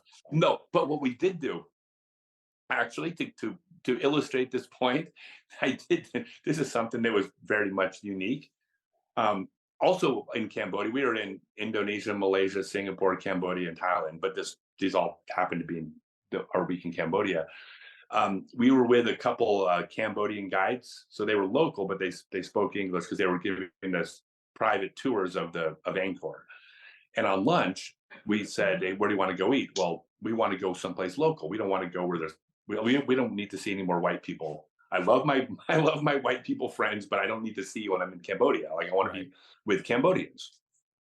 And so they're like, all right. So he takes us out down this dirt road to this little place where it's basically like a restaurant. There were 4 tables and it's surrounded by hammocks. This is out like in the jungle, right? Surrounded by hammocks, because what you do is you sit down, you eat your lunch, and then you take a nap in a hammock. That's part of your lunch. Sounds awesome. Nice. Isn't that amazing? I like that. But I mean, Yeah. everyone, because it's like it's Southeast Asia. It's right at the equator. It's basically in a rainforest or outside of a rainforest. It's very hot in the middle of the day. So the days are spent relaxing in hammocks. So we go sit down at this little. It's not really a restaurant. It's someone's like backyard, but they have an actual menu, and the person that comes out tells our guides, and then is translated to us. Really good news. Just a couple hours ago, a free range chicken, which to them just means nobody owns it, a wild chicken was running across the property. And if we want, we can have it for lunch. So you get fresh chicken. And I'm like, hell yes. It's as special as it gets. And like, free range doesn't mean it's just not in a pen. Free range, their translation of free range means it's just nobody owns this chicken. Right. So if that chicken runs across the property, it's lunch. So a very special meal. We had chicken that was it was alive like an hour before, and every part of the chicken, including like chicken feet. We ate chicken feet because we had every part of the chicken was served to us. Like, Oh, right. gotcha. they don't waste The whole- food. So Everything was used. yeah. So basically, that's the equivalent of the snake. Yeah. Yeah, it was, and crazy. it was really good. It was actually like honey glazed. Like it was, Wow. yeah, it was delicious. And then you got to take a nap in a hammock, man. That sounds. We all took naps. We all I- took naps. Every one of us did. That's what you do. Yeah. Yeah, I it's don't blame pretty- anyone. Yeah. Oh, by the way, you want to know what the meal cost? I don't remember exactly, but it was probably around $1.50. For a whole Man. chicken. That includes drinks and Yeah, everything, drinks. rice, Yeah. chicken, everything. Probably $1.50. Wild. Well, the chicken didn't cost them anything. No, that's true. It cost it. We had a beautiful fish. We had to cook full Oh. chicken for everybody. Yeah. Oh, yeah. We also had a beautiful like fish stew. They brought out a whole pot of like this freshly caught fish stew. And Adriana was saying there was 4 of us there. The whole thing cost $6 total for all 4 of us. Crazy. It is so inexpensive there. You can get a decent hotel for like $7. Wow. Yeah, That's wild. it's crazy. Sounds Anyways, like a yeah, that's vacation my destination. that's just one country. Yeah. In 1 week. I try and like compare your travels within the US to like now all your travels outside of the US. What do you think about that? Like what do you have anywhere in the US that you're like particularly fond of, or like Yeah. So for me, like it's always about going to see someplace new. Mhm. So any place we haven't been to before, but the western third of the U.S., hands down, the western third of the U.S., about a third of that land you own. It's BLM, Bureau of Land Management land. It's National Forestry land. People don't realize this, but there is like a 1/3, I think around a third of the western third of the U.S. So it's like a 1/9 of the country. And forgive me if the math is wrong, but it's not a small amount. It's thousands of square miles of land Right. that you are welcome to just pitch a tent and just live on. The only rules they have is that after 14 days, you have to move like a mile away. So they don't want you to set up residence there. But Right. kind of residence if you move 2 weeks later. And the thing people don't get is it's not like, wow, that's cool that you can stay on government land. No, we own that land. That belongs to us. Mhm. If you're an American, that land belongs to you. You have the right to that land. I don't know the hunting rules and fishing rules. I'm sure there's certain rules, but Right. it's yours. So when we are when we are in the Western U.S., what we would do a lot of camping, and I don't like camping in campgrounds is like saying that you're like that to me is like being on a cruise ship and saying, oh, I saw a country. There's Right. nothing wrong with it. It's if it's fun, wonderful. That's Fine. people. Everyone Yeah. likes different things. But for me, I don't like campgrounds. So what we Uh-huh. would do is when you're in the like western third of the U.S., you just look for a dirt road, and you just drive up a dirt road, and then you find a smaller dirt road, and then you just pitch a tent, and you could spend days there and not see even another car drive by at certain places. And so my favorite place is just how much space there is that you can just get away from people. Mhm. People are We the went to a place worst. in Death Valley. We were in Death Valley. Now there were people where we went, but we went to a place in Death Valley where we drove an hour and a half from the nearest business of any kind on a paved road through Death Valley. We turned off and we drove 5 hours on a dirt road. And this is under good conditions. 5 hours on a dirt road to where we went and spent a week. And it was there's these hot springs out there. So there's people out there, but the only people out there are the people who are willing to drive 5 hours down a dirt road in Death Valley. I've also camped in Death Valley where I parked my car by the side of the road, and we have just not even a trail. We just hiked into the desert over these mountains and just set up a tent and camped. So that's something that the U.S. is really special. There's so much space to do that. There's a lot of places in the world that like there's nowhere in Western Europe that you can do that. Maybe in the Alps, there's some places you could get in the backcountry, maybe, but it's Right. like the Yeah, Western. but no matter what. So yeah, so that is different. I love the U.S. I love America. There's so many great things about it, but there's great things about other places in the world too, and it's great to see those things. Yeah. And you're a new experiences guy, so it's got to be. Yeah, new good for you. experiences, and the weirder the better. I will play disc golf in Antarctica before I die. That is a guarantee. That sounds like a hell of a video. Oh, I'm definitely doing it. Well, I played in New Zealand. I played disc golf at the southernmost 18-hole disc golf course in the world that the public can access. Now, there is a 6-hole disc golf course a little further south. So the reason I said 18-hole course is because I'm the one telling the story. So Yeah, it's got to be very specific. technically the 6-hole course is further south, but I say 18-hole course because I didn't want to go out to this island to play the Right. course. And the course in New Zealand is on a military base, so you have to there's certainly you can't just you can't go to a ticket counter and buy a plane ticket, fly out and play the course. So it was Invercargill, New Zealand, the southernmost course in the world, 18-hole course that you can just play. I got to go play that one. That was really neat. But it was on a ball golf course, and it was green grass and full trees. There was no frozen tundra. Gotcha. No penguins. So it was kind of like it could have been in the U.S. Right, in a yeah, golf course. Uh-huh. Uh, So in the spirit of the show, what is your biggest oh no moment that's disc golf related?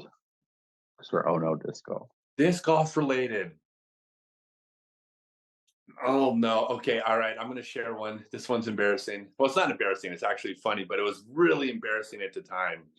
So, De La Vega disc golf course was a course that used to be covered in poison oak. I mean, bad. Like if Adriana's laughing, she's already laughing. She's heard this story. So I'm I think I was 17 years old. It was my first or second time up to De La Vega, but I was a kid. And this matters because think back when you're a kid, you're insecure, you get embarrassed over things, Plenty of stuff doesn't embarrass us as an adult that as a kid you're like, oh no, Yeah. right?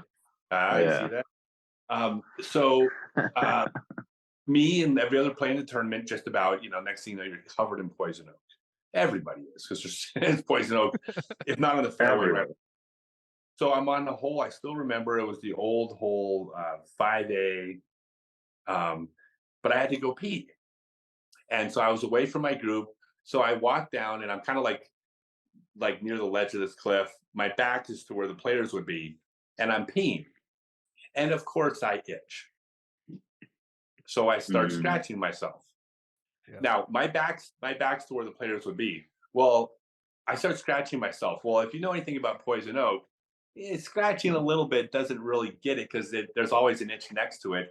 And I am not the only person in the world to scratch my poison oak in a way that could be described as feverishly, frantically, aggressively. Poison oak doesn't feel good, so it's like, But and remember, this is an area that I had access to when I was going pee. So, anyways, I'm sitting there going. I went from going pee to frantically scratching myself down there, and then when I looked over my shoulder, my entire group was watching me, oh no. and yeah, and one of them immediately commented, "Dude, were you?" Now, okay, no, number one, no one thought that that's what I was doing. But as a kid, I thought that they might actually think it. And number two, I was a kid, because if it happened now, my answer would be, "Yeah, you want to come watch?" Like I'm way past this age. I'm way past the age where I care about things like that, right? But as a kid, it was probably one of my biggest oh no moments, because like, That's so funny though. yeah, Yeah, I don't know. yeah, That was the first one that came to mind. I love it. that's hilarious. Oh, fuck. How about That's probably- violently? Not frantically. I was violently scratching myself. That makes it even better. That's probably the best oh no moment. I feel like every time we bring up that question, we hear this really sad story about something that happened in a tournament, and like we asked AJ Risley about it when he was on, and his response was when he was going into the lead at Jonesboro Open and then dropped to like fourth or fifth in like 2 holes, and it was just like, oh, I wish we didn't talk about it, but your story makes it worth it. Yeah. How about this? I wasn't scratching it violently. I was roughing up the suspect.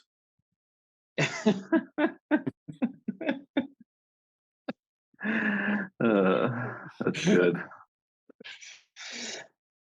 Yeah, well, it's funny, like you say, like, as a teen or as a kid, as an adult, you now understand that everyone's dealing with the same thing, so you understand where Yeah. like they're trying to embarrass you, but as a kid, Yes.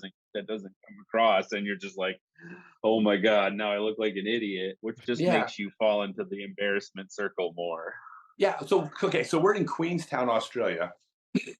I mean, Queenstown, Australia, Queenstown, New Zealand. This is over Christmas break, which is where I did my Christmas show from, and we're at we're at a nice hotel, because whenever we stay at decent hotels when we travel. I mean, I do well enough to stay at decent places, but I stay at nice hotels when I have to do my teaching, because I need to have good Wi-Fi that's not going to break. I got all these people showing up for my classes, right? So, anyways, I'm at this nice hotel, and one of the fancy things about this hotel is that the bathrooms have one of the wall of the shower is completely glass leading to the outside. It has a curtain. You pull the curtain aside, and by the way, we've stayed at some of these, like on the 30th and 40th floor of these really nice hotels in Bangkok and Kuala Lumpur, where the shower is glass to the outside. But you're 30 or 40 floors up, but it's very unnerving, by the way, being on a slippery floor next to one pane of glass between you and but in this case in New Zealand, we were I think we were on the 4th floor. We're like on the 4th floor, and there was a building across from us. I mean, I'm talking 30 feet away, 30, maybe 50, 50 feet? Probably 50 feet away. It was like 4 stories tall, but they just built our entire hotel where all the walls were going to be glass. So we go to the shower, we're like, hey, it's got a glass thing. And we open up the shower, and right across from us is a building with like all these other windows, right? Like we're right there on display for everybody. And we're like, I remember, we shower together, and so I asked her. I said, "Well, what do you want to do?" And she's like, "Well, we paid for a nice room with a glass shower wall. All right, so we just showered with the curtains open every single time, and saw people right across the hall. Like we Why don't not? care. Yeah. That's Give way, them a nice way too wave. long of a story for a very little payoff. I apologize. That wasn't that was an old man I story thought it was fun. But yeah, that's how much I care Give now. them the old wave. Yeah. I'm like, you want to watch me shower? That's fine with me. I don't care. If I was 17, not a chance. I wouldn't do it. That'd make me wildly uncomfortable. Yeah, no, I just think it was funny because like it was an option. Like we paid. She's like, we paid for it. We paid Might for as a well glass use it. on the shower. Gotta use it. We're leaving the curtain open. All right. Right? I'm fine by me. I love it. Yeah, They can well look at my past- soapy ass. I'm way past getting embarrassed. I told the story of I mean, come on. I mean, I told the story in my book about when I was sleeping and I had a dream that I got up to go to the bathroom, and then turned out it was just a dream the whole time. And I woke up and I'm like, did I just wet the bed at like 50 years old? Like, what the hell? Just like, but I didn't really actually wet the bed because I distinctly remembered standing in front of the toilet, and I believed it was real. So yeah. They You used get to catch over me all being the time. embarrassed over stuff when you get older, right? Yeah. Okay, you should. You realize that like everyone is just a person, and we're all just like bumbling around trying our best. Yeah, no, everybody's got embarrassing things, and so if I share them, like no one's judging me because everyone's got their stories. My God, you haven't if you haven't like like not having embarrassing stories as an adult would be like having a childhood where you didn't break any bones. For real. It's like what are you doing? Like Just sitting in your bubble wrap. Like what? yeah, Oh, my boy. to bubble wrap. Yeah. No, you're talking to a guy who literally I think has like a broken nose right now. So Oh, cool. Did it get into a fight? with a wall. Yeah. You should see the other guy. That wall's messed up. What? Because it needs to make it better. You need to make a better story. Hey, I will tell you this. One time I broke my big toe one time. I woke up, and this was like maybe 10 years ago. I woke up in the middle of the night to go to the bathroom. And when I walked by my bedroom door, I caught between my big toe and my other four toes the bedroom door, and it turned around and went the opposite direction and snapped. Mhm. And I looked down at my foot, and like I distinctly, I looked down, and my first thought was, okay, this is going to hurt in a second because it takes a second for the pain to come. Like, oh Always. no, I'm looking at my toe bent the opposite direction, which I didn't know the skin stretched that way, but it does. And but my very next thought was, I within seconds I thought, how the hell am I going to explain this? I'm going to have a cast on my foot, and when people ask me what happened, it's like, oh, I was walking to the bathroom at night. That's not a good story. It's like four guys jumped me, and they just went after my toe. I don't know.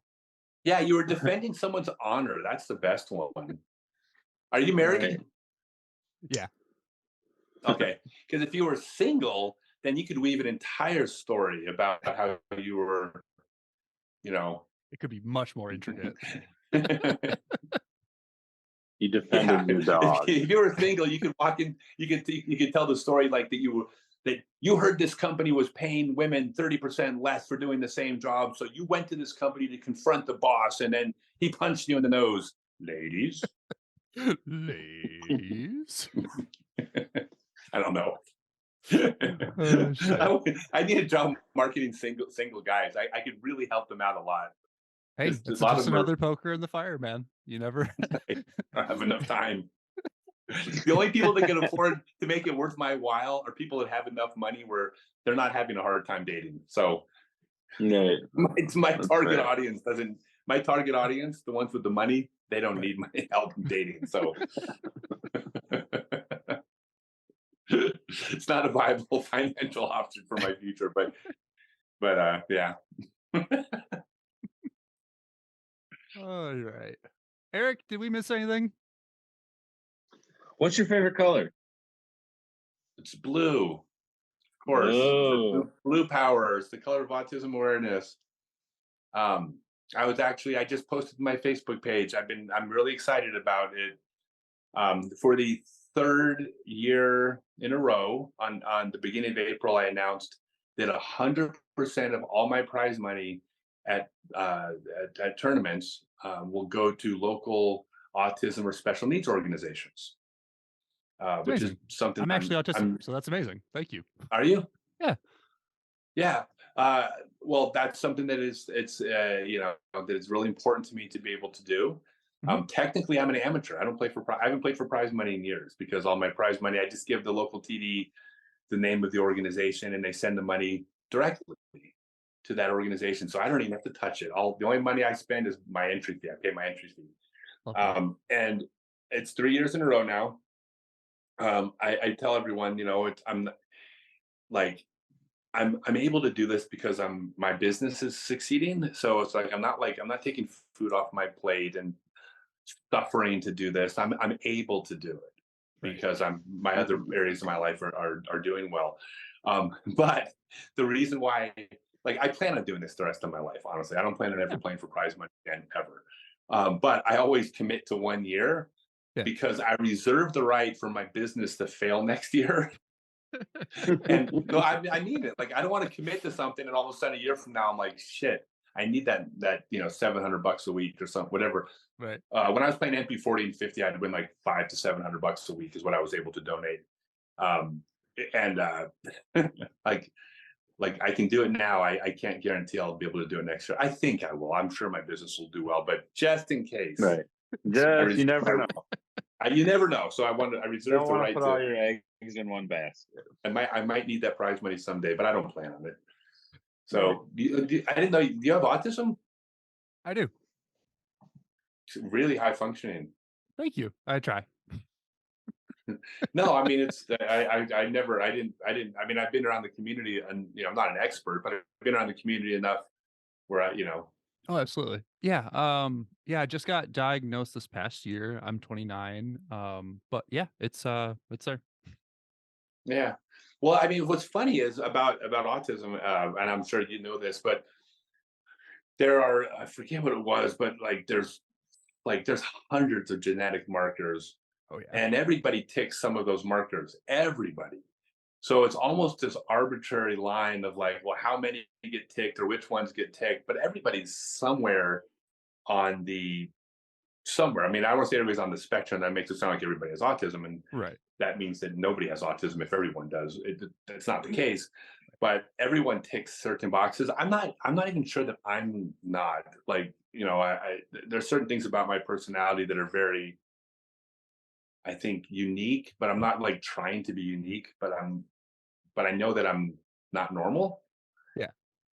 And so I'm sure I tick some of those boxes. And then my daughter was diagnosed as a late teens as high functioning autism.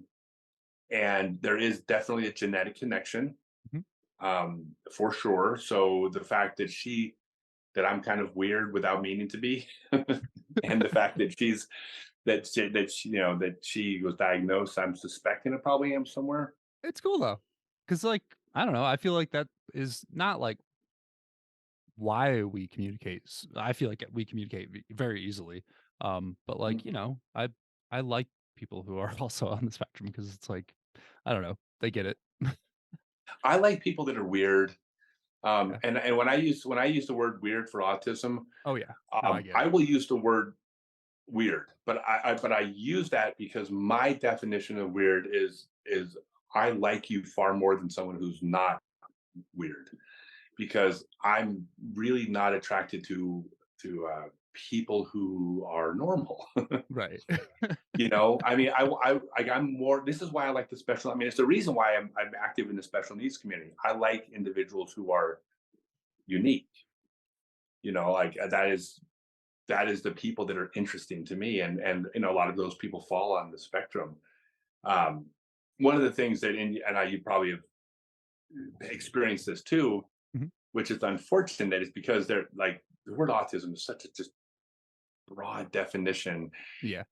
You have people who are offended at like certain autism, like organizations that are trying to cure autism, and you have all these people with autism who are like, well, we don't want to be cured. Like, what do you mean? There's nothing wrong with us. And I'm like, Right. I completely agree with you. That's you, but there's families that are struggling with a whole different level of autism. Mhm. Like, that's not the same thing, even though it has the same name. And Absolutely. It's a very, very broad spectrum. it is. And so there's plenty of people that struggle with it, but plenty of people who are, that's just what makes them unique, you know. A lot of kids who are diagnosed ADHD, whether or not you agree it's overdiagnosed, which it probably certainly is, but a lot of those people, Right. kids, turns out that they're just on the spectrum, they're just unique.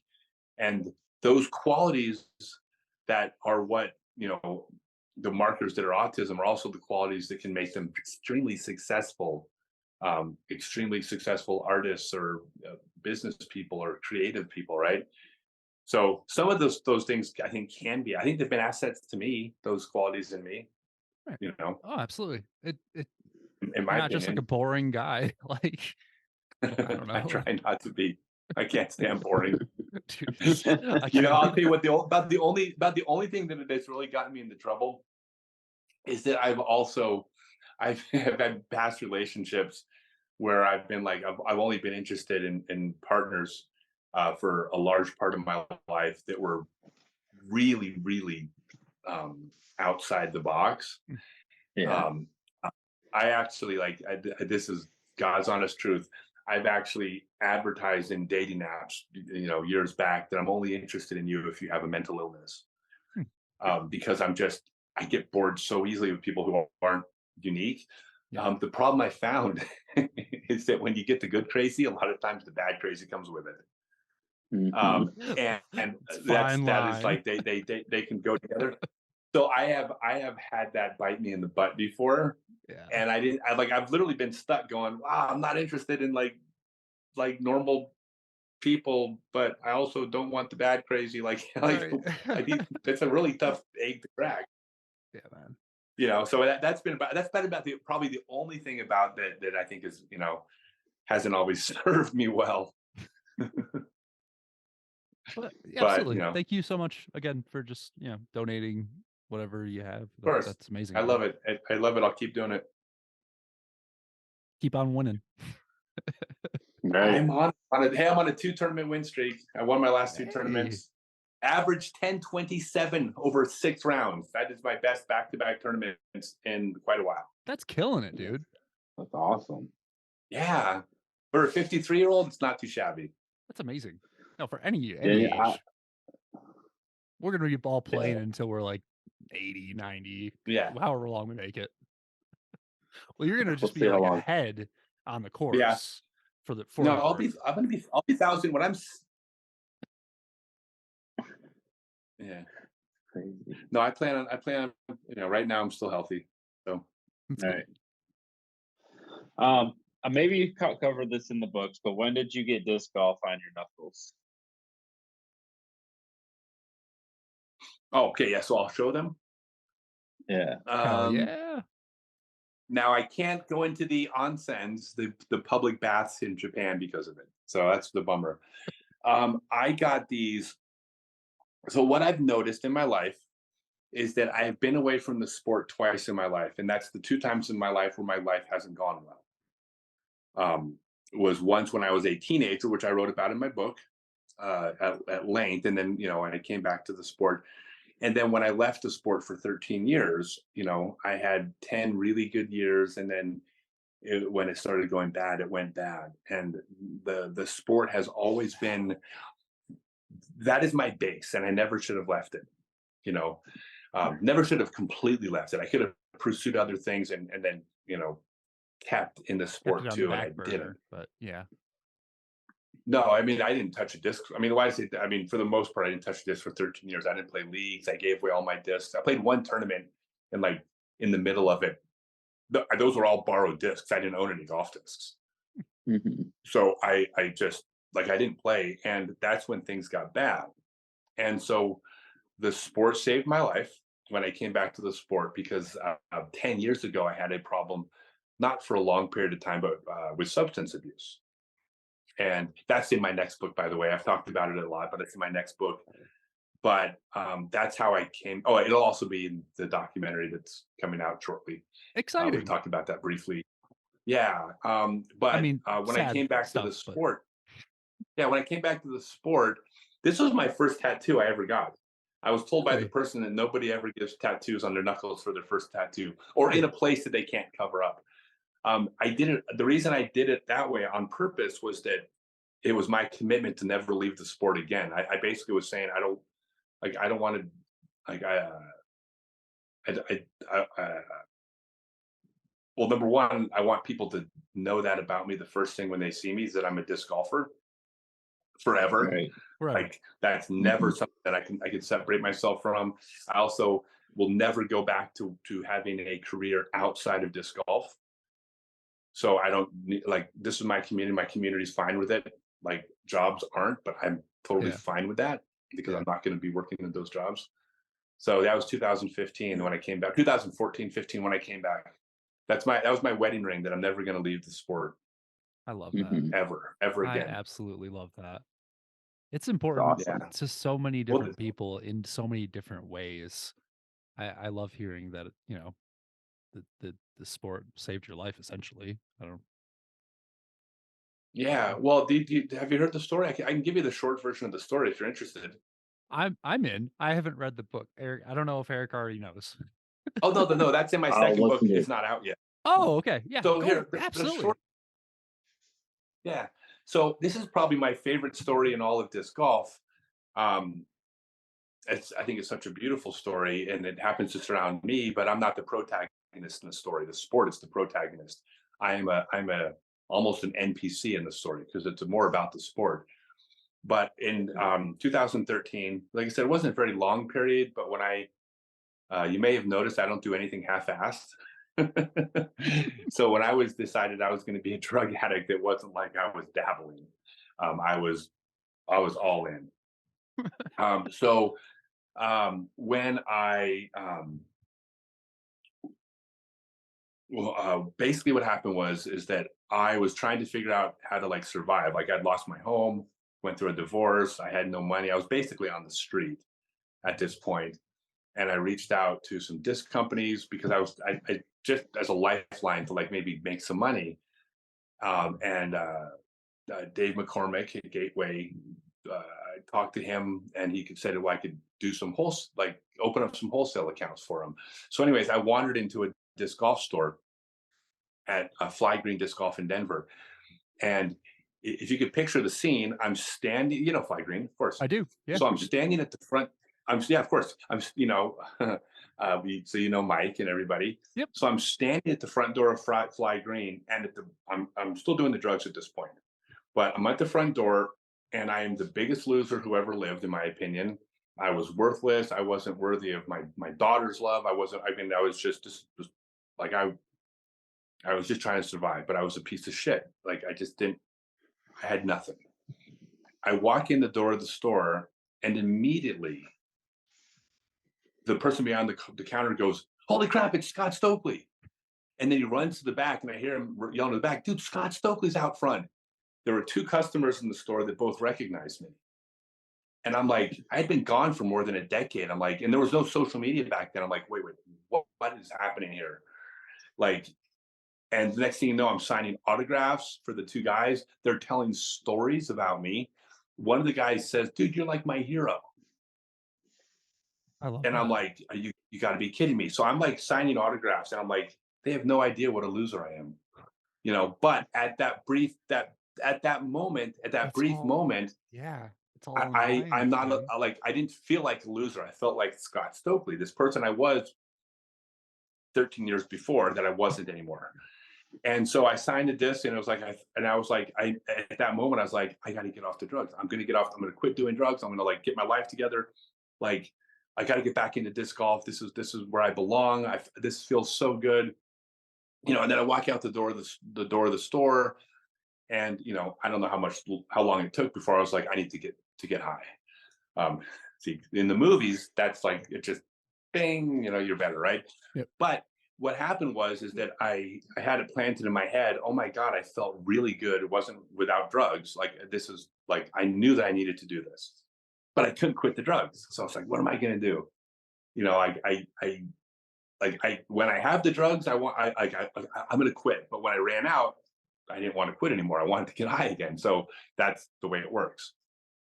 So I remember thinking, well, I got to get off them somehow. Well, fortunately for me, I had 3 warrants in 3 counties, Douglas, Jefferson, and Adams, I think, but 3 of the 4 counties that make up Denver. Mm-hmm. And the way it works is when you go to jail for, these are all just traffic, driving without a license, driving under a suspension, but you spend a few days, you go to court, you would then wait a few days to get transferred to the next station, and you wait a few days. So it's like, if I go to jail, I'm going to be in jail for like a month for 3 traffic warrants.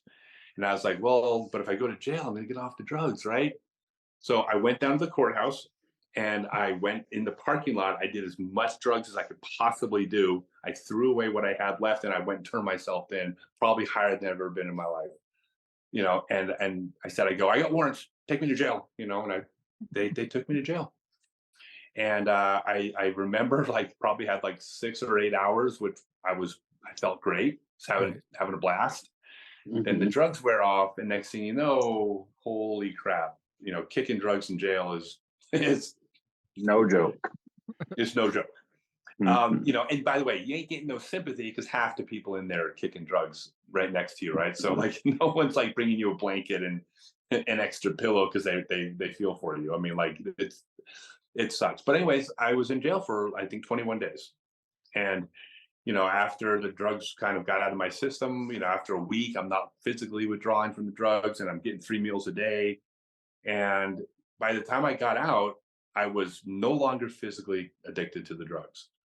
I still wanted to get high, but I had enough of a break where I got out and I'm like, I'm not getting high today, or right now. Like, and Fly Green gave me a job, and I started working, and I was living in someone's basement on a cot for like $150 a month. But anyways, I was off the drugs. Right.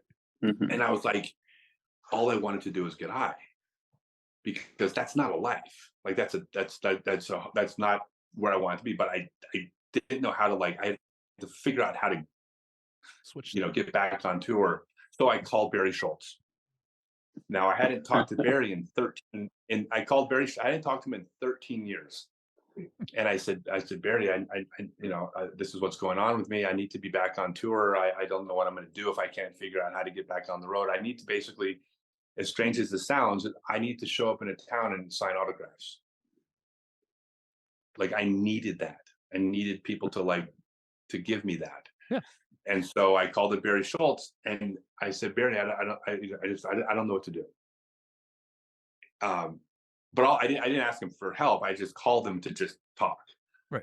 Mm-hmm. And Barry says, and then Barry sets the phone to the side, and I hear him say to his roommate Brian McCree, "Hey Brian, Stokely's coming to live with us." What? I never asked that. I didn't really ask him anything. Barry gets back on the phone. He goes, "Here's what you're going to do. You're going to come to North Carolina, and you're going to live with me." He says, "I live on a disc golf course, and you can play every day, get your game back, and then get ready to go back out on tour." And I said, "Barry, I don't have any money." He says, "I'm not asking you for money." He says, "Just get here." And I said, "How long can I stay?" And his exact words were, "As long as you need to." That's awesome. That's love, man. So I can't ever tell that without getting choked up. But that's what he said to me. That's like, So Fly Green's like, "Hell yeah, dude, we'll buy you a bus ticket, get you set up." Gateway sent me a bunch of discs. Next thing you know, I'm on a bus from Colorado to North Carolina to live with Barry Schultz. And on the way to North Carolina, as I'm on the bus, I'm looking at my phone.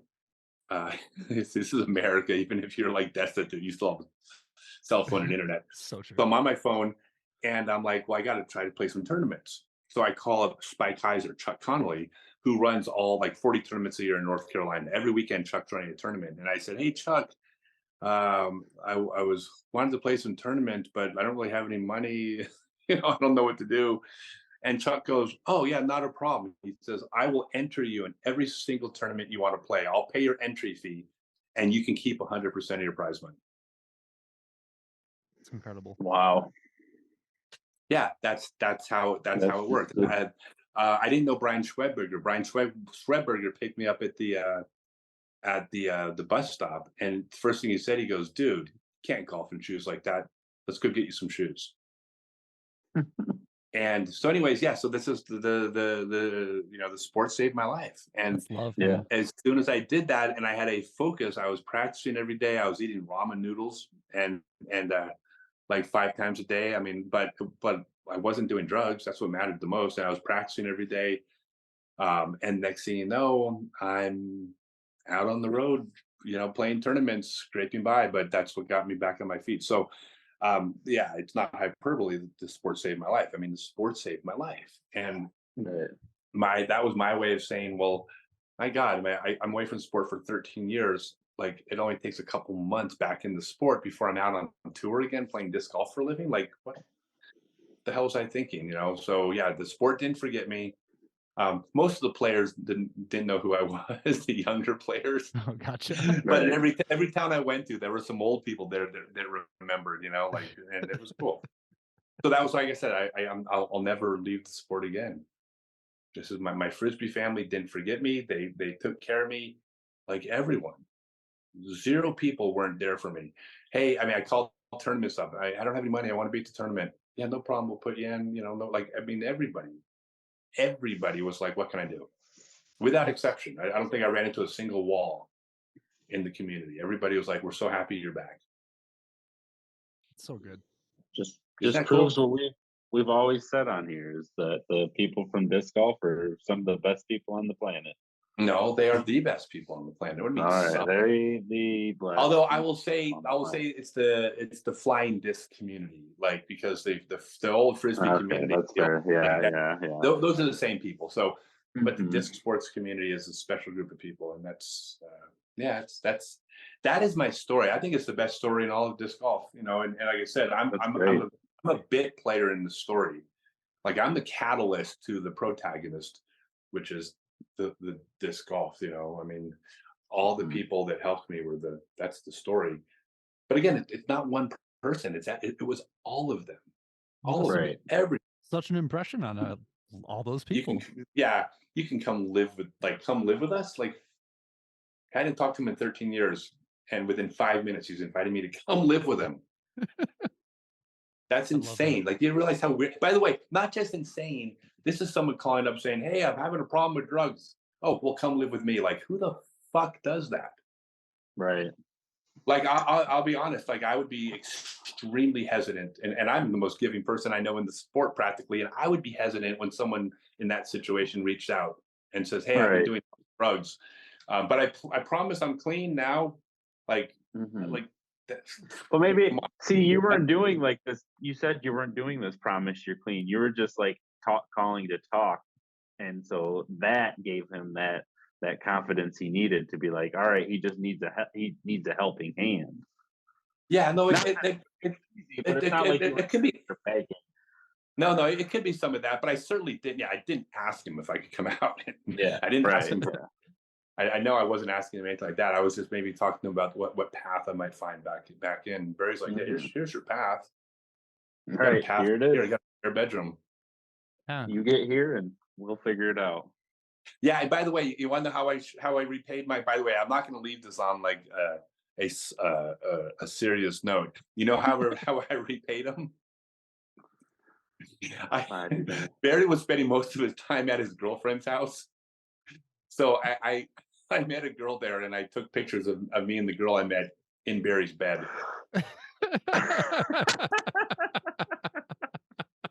I did.